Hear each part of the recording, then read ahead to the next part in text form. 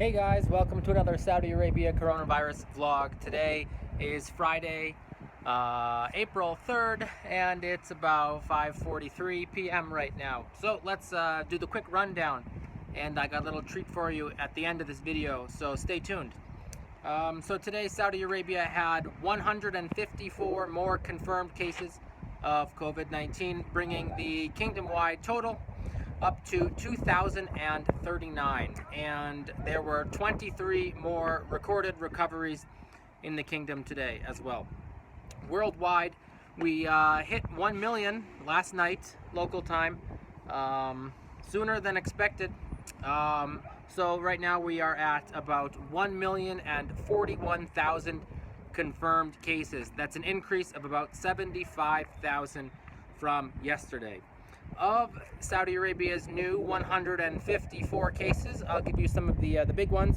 34 cases in Medina, 30 in Jeddah, 21 in Mecca, 17 in Tabuk, 13 in Riyadh, 9 in Buraydah, that's a little bit northwest of Riyadh, 6 in Qatif, 3 in Najran, 1 more in Khamis Mushait, my city, bringing us here to 13, and 2 cases in Muhail, which is another city in Asir province. That's where I am right now.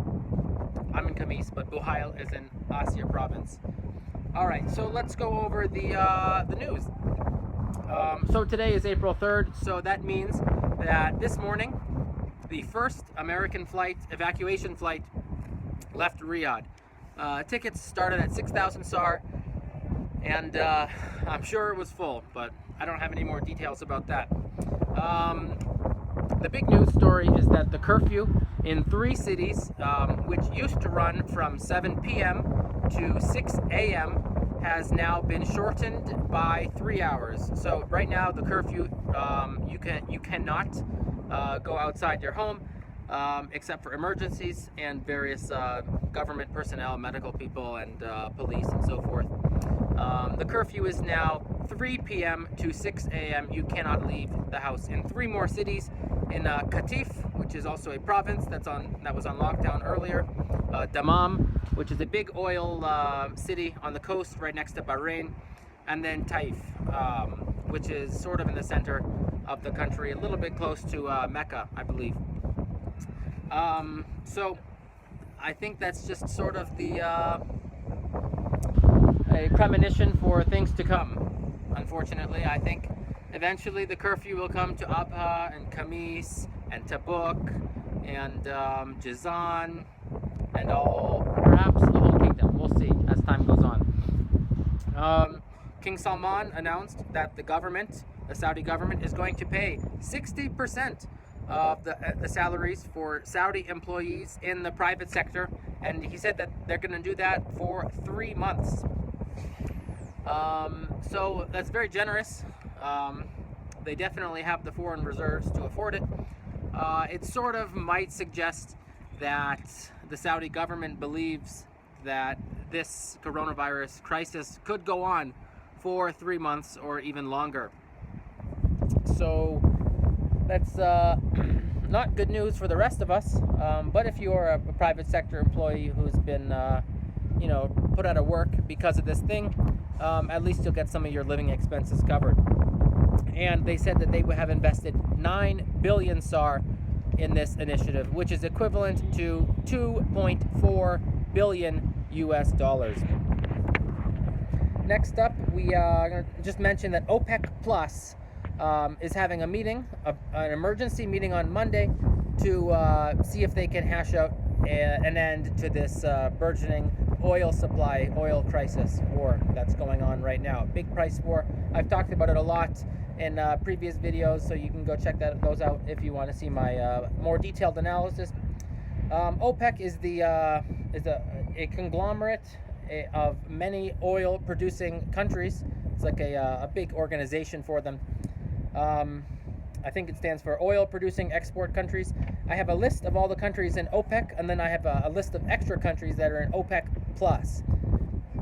So these are the ones in OPEC: Algeria, Angola, Equatorial Guinea, Gabon, Iran, Iraq, Kuwait, Libya, Nigeria, Republic of the Congo, Saudi Arabia, United Arab Emirates, and Venezuela. So those are the ones in regular OPEC, but this meeting is OPEC Plus, so it also includes these following countries: Russia, Azerbaijan, Bahrain, Brunei, Kazakhstan, Malaysia, Mexico, Oman, Sudan, and South Sudan.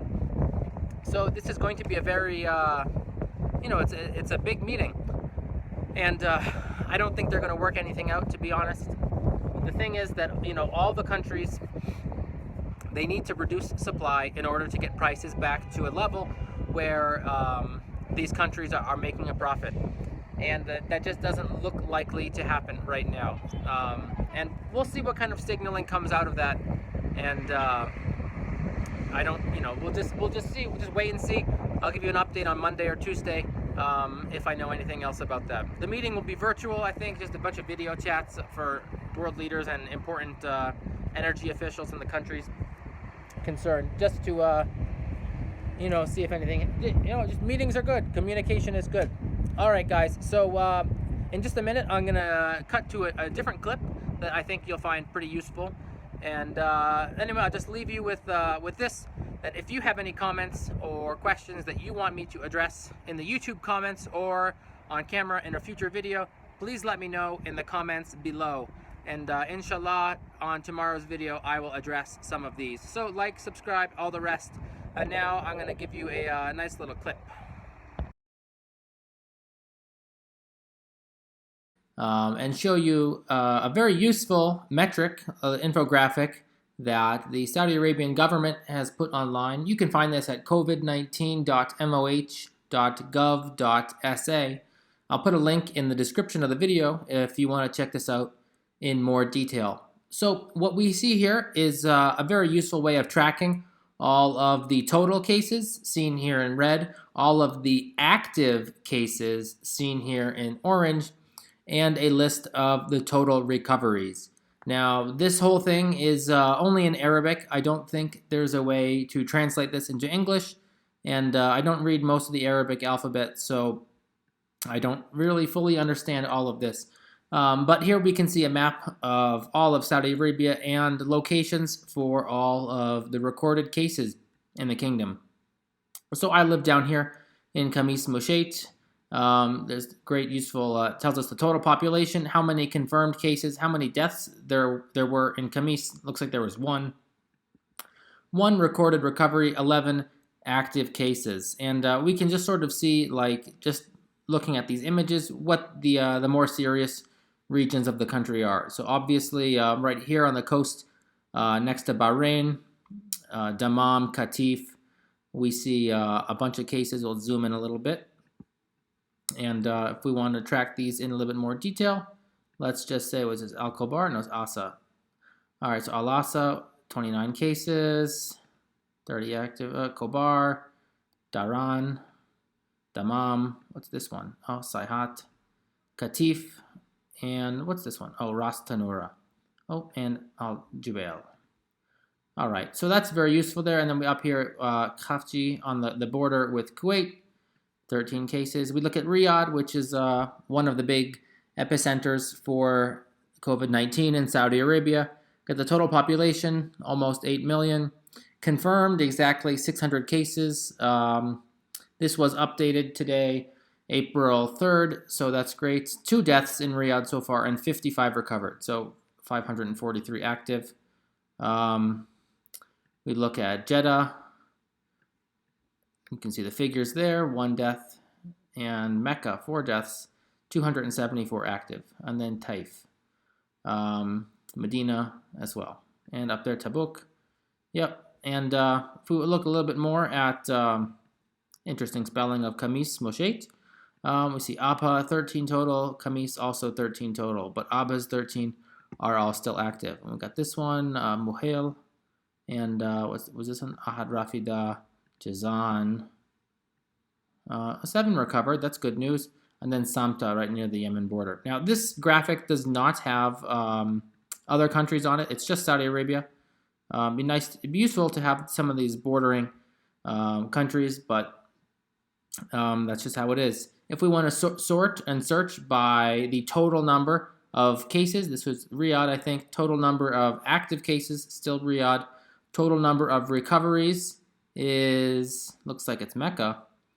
Yeah, so Mecca has the most recoveries out of all the cities in the kingdom. This one, and Jeddah has number two in recovered. So that's good news for them.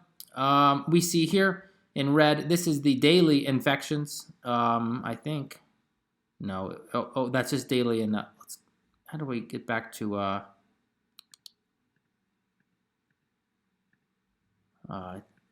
That's because we're stuck here. All right, so here we go. This is the daily infections day by day. How many new ones were there on each day? We can see March 24th was the worst day for new infections in the kingdom. If we want to check by recoveries, April 1st so far was the best day for recoveries, 99 recoveries. And here is the death days, total deaths. And in orange on the side here, we see the total cases in the kingdom and a graph that sort of looks like what is, the tracking the cases. What is this, 25? I assume this means total deaths. I don't know what this is. I don't read Arabic, sorry.